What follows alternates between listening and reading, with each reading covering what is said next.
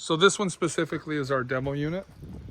This is the biggest of the bikes I have, the adventure bike. So we'll make it to kind of fit the adventure bike, but mostly fit the track bikes. The first clientele that I'm targeting is definitely the track side of the group of people.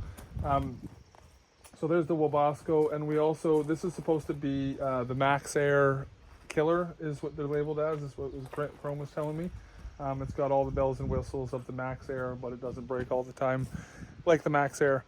So we're going to have where we'll have the water on this side. We're going to go to We Go Solar after here and go come up with the, how we're going to set this up. But I'll have all the water on this side to keep it easy. We're going to build a floor. He's going to help design the cabinetry so that we have the cabinetry come up to about here on both sides, and then where this portion lifts up or folds up. Hey, John, I'm thinking, so like if we're only needing say 3.5 feet, it might make it easy where this part could just fold up. The height. My fear is if we did a bed that's above the motorcycle, if it does fold up, there's not going to be a lot of height. Oh, I see, because it's going to be up to here. Yeah. Unless it was split in between. If it's only 3.5, then it's 1.5 each side. Yeah, that's an option. And then just have where those two cushions pull out. The ideal scenario is that you are able to sleep on the road without. Oh yeah, see that's the key is. So, like me and the kids slept in the van last night at the ferry. Yeah. Did you miss like the last ferry? Oh, we were 11 minutes late, man. Jesus. 11 minutes. It was not. That's rough. But so in a perfect scenario, you can even if you're doing a day trip and you're tired. Yeah, it's so important. It's so nice, yeah. So I'm open to whatever. I just need. I put a Dometic toilet in my trailer. Yeah. And the quality of traveling just by having a toilet that I didn't need to find a bush or a bathroom, a gas station. A gas station. That's disgusting. Like some of those places you travel and the truckers are all stopping up, man. Like, come on, guys, wash your hands. Yeah, it's gross. Yeah, gross. I'd rather use my own toilet. I'd rather use a bush with.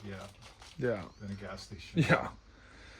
So then, so we sprayed the base of this thing with like the rubberized coating, and for a while there it was toxic as crazy, and I don't know if it's the rubber on the walls or if it was the rubber on the base. Definitely the solvent in the looking at it under there. Oh, it's brutal. But then I went to Home Depot and bought at first I bought 12 cans of spray foam thinking that was going to be enough, and then it wasn't, but technically it would have been if I realized how much it expanded. Yes. I sprayed it and I was like, it expanded a bit. I'm like, oh, I need to spray more. And then it's like 2 hours later.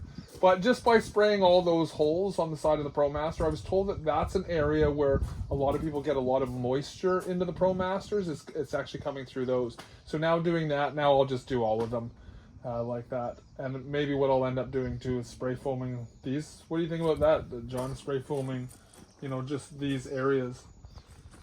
Yeah, I have mixed emotions on it because the rippling in the body.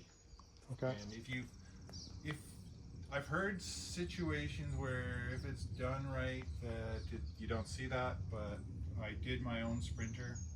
I've done several of my own vans. I did a Chevy Express van and it was no problem. Okay. I did the Sprinter, which I assume is thinner metal. Yeah. And bigger panels.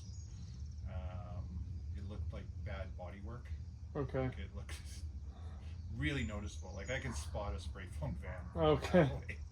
It just looks like somebody didn't block sand it before they painted it. Pile of crap. Yeah. It just looks like bad bodywork. Because it grabs it. So that's the only concern. The latest greatest wool or Thinsulate is. And the one that you have in that's called. So that is a duct liner. Okay. So what that is almost like a vapor barrier. Okay. Which I do like that because it sticks right to the metal. Okay. And that's where you get your condensation. Yeah. So if there's any air gap in there, it will grow water. Like it'll create water condensation in there. So seal it like crazy. Yeah. So it's unavoidable because it's a metal box. You're never gonna get it. Yeah. All. but Good ventilation, which you're also installing. yeah, and you're gonna need, you'll be able to leave that open 24 hours, throughout the year, even in the rain. Yeah. It's got a built-in, so anything with a bit of air movement. The worst thing you can do is park this thing in the field and seal it up and lock the doors and leave it for 2 months, because it'll just make so much condensation inside. I plan on always, so far so this lived in California for the last 6 months, and I just, every 2 weeks I fly down. So get this, to run at the racetracks in California. So if I run in Washington, I leave Nanaimo. By the time I get to the other side with a ferry, because you get to the ferry, you're longer, you'll miss a ferry or two. You'll be 8 hours by the time you get to, 6 is usually a good day. Usually 8 hours, 6 to 8 hours by the time you get to Vancouver side. And if I'm towing a trailer, then I'm already spent $350 just to get to that side, $350 back. And then I've got to drive down to Washington, which will cost me another $300 in fuel. And then I got a store down there, which is $200 American a month. So I'm like, for one track day to go down there, and it's $500 a track day in Washington. So to go for one track day or 2 track days, I'm a couple $1,000. Yeah. I can leave Nanaimo. I can drive to Nanaimo Airport. My return flight is less than $300. Nice. Hopper.com. Yeah. Thank you, Hopper.com and Skyscanner. And it is $300, less than $300 round trip. I'm in Palm Springs. I can leave Nanaimo and be in Palm Springs in less than 5 hours. Oh, nice. with the layover in Vancouver. 24-hour drive. Exactly, minimum. Yeah. And because you do rock crawling, so you've probably been down there quite a few. Lots. Yeah. So I'm $300. I land in the hot desert, and then I leave my vehicle at the storage facility. So this lived at the storage facility that was only 15-minute walk. I always took an Uber, but it was like a $6 or $7 Uber ride to the storage facility. Thank you, Rose. I really appreciate you. Stayed with her twice, 2 years in a row now. $100 a month. And then I store my race trailer at the track for $50 a month. So by the time, and the track days are like $280 to $300. Okay. So people are like, how are you affording to do it? And I'm like, well, I can go for an entire 2 months of track days on one going to Washington. Yeah. So that's kind of where I've, so now Macon, where this thing is a little bit better, I plan on, build one of them, sell them, build one. We've got 10 of these vans ready to go. The next one is probably going to get, the next time I order one is going to be the extra tall and the extra long. See how one of those goes. But this thing tows incredibly. We were 13,000 pounds, John. That's impressive, yeah. And it was it took about a half an hour to get used to the driving of it. But after a while, 13,000 pounds, it was pretty incredible. I think it was 6,200 in the vehicle and 5,600 or something like that, towing in the trailer total. So it was pretty good. And that was with 4 race bikes, all the gear, everything we needed. So yeah, it was pretty good. So yeah. So what do we got here? We got all the package, gas station at the Wabasco. That's a lot of... That's the electrical, yeah. We're going to hide all that somewhere. Is that the exhaust pipe? It's the air intake. Oh, it's the air intake. So, fuel pump. More gadgetry. A couple of ducting options. Okay. Oh, so for where it's coming through this side. Yeah, if you had it in a cabinet, you'd use that, and there's your duct.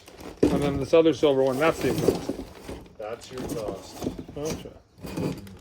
Depending on, this package doesn't come with a muffler, but... Is it that loud? It's shockingly loud, really, in my opinion.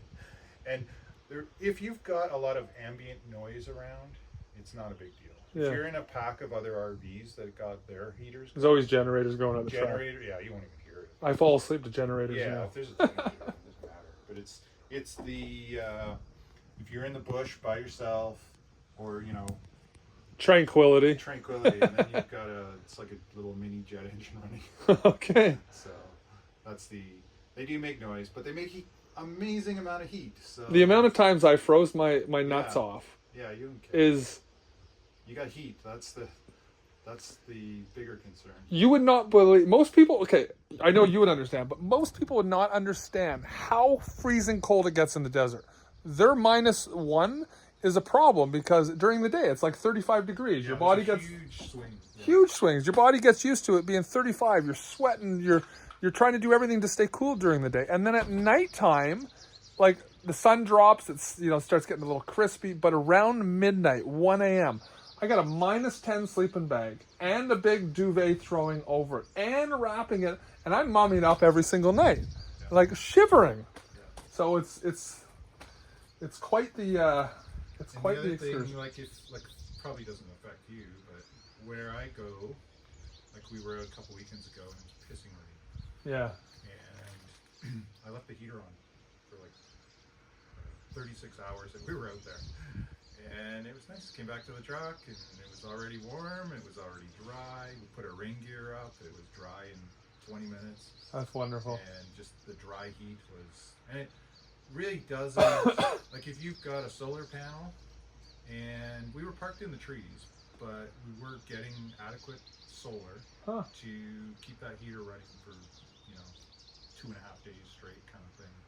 Gotcha. And all our lighting at night, and there's 200 amp hours of battery and 400 watts of solar, and it was literally infinite power. What is the magic number for a van from your perspective? It depends what you're running. So your fridge is a big power suck, and your heater, and once you start plugging in anything that plugs into an electrical outlet, that is a huge power What if you're suck. using like micro C or whatever? Well, that's UCC. fine, as long as it's 12 volt, Okay. or like the... So don't use the converter. Don't run my don't laptop. Run it directly yeah, into like C. if you can charge anything off of 12 volt, it's going to be 100 times more efficient than if you got to plug into a residential house electrical outlet. Okay. If you have to plug in 110 voltage, you've got to have an inverter capable of it. So if you're running a microwave that draws 1500 watts, you need a minimum 2000 watt inverter. Is there anyone who makes a 12-volt microwave? I've never heard of one. But microwaves are terrible anyways. Yeah. But induction... I don't need anything that comes out of the microwave. Yeah, exactly. Induction cooktops are the popular thing nowadays because nobody wants propane. Yeah. They draw a lot of power. So what you're going to need is lithium batteries have come down quite a bit in price. So it's... Yeah, Chrome's got some... Yeah, he's got some really good deals. Really good prices. Like, blows me away on how cheap he's selling them for. I was like, wait a second, that was actually cheap. I wish I bought 4 of them when I was there. I know, yeah. And lithium's come down in price. It's the same with solar. So as long as you're not running crazy electrical systems, like things that draw, you can get away with if it's just 12 volt lighting and phone chargers and iPad chargers and stuff like that, they don't draw much. So you don't need a ton of battery. So 100 amp hour battery is your minimum. 200 amp hours is going to be ideal. And then the more solar, the merrier. On a roof like this, you could easily get 400 watts on this. Okay. And that will maintain, you'll be able to run a fridge or a cooler or, one of those ARB fridge units that you'll be able to run that around the clock, no problem with. And the hotter it is inside the van, the more sun you're getting on the roof so that it's combating. The fridge will work harder, but you've got lots of power. Gotcha. When the sun goes down, it's cooler in here, the fridge is not working as hard. So it's pretty much infinite power with the solar on the roof. So I've got one of those plug-in like chest style fridge freezers, and it freezes the fridge and the fridge, freezes the freezer, and the ambient temperature cools the fridge. And it's got 2 different thermostats in it. And my little, 1000 watt battery bank thing, 3 days. Nice, yeah. As long as it's full. Quality compressor style freezer, fridge freezer combo, whatever it is, fridge. They're fairly efficient. It's the old school ones the old Canadian Tire fridges. Yeah. Those things were so horrible. Horrible, yeah. So I have a couple of Amazon fridges that are $300 Amazon Black Friday sale things. And I love them. When we go to Costco, which is, I don't know, it's 70 kilometers from here, We take the little fridge and we put all the meat in there for the drive home. And Yeah. last time we didn't even have room in the fridge, so I just brought the whole thing in the house and we plugged it in overnight till the fridge got reorganized. And it was $330, I think. Huh. And it's amazing. Like a Yeti cooler is that much. I know. I have a couple Yetis, and then they're not as good as they say they are. They may have been. Yeah, I'm reluctant. I don't know how it's possible because I've seen it's just basically a plastic box full of foam. So I know. They have an amazing marketing scheme. Amazing. So, I took that mini fridge, it fits perfectly in the underside of my boat, like literally within inches. I was like, oh, this is amazing. for it, yeah. And I took that battery thing with me, and it was the only time I've ever gone on a multi-day boating trip where half the food didn't get rotten. We had to return because we didn't have enough food. Because kids, my kids want to open up the thing they're opening it every 10 to 15 minutes, and they go, Dad, I don't know what I want. Can I have something else?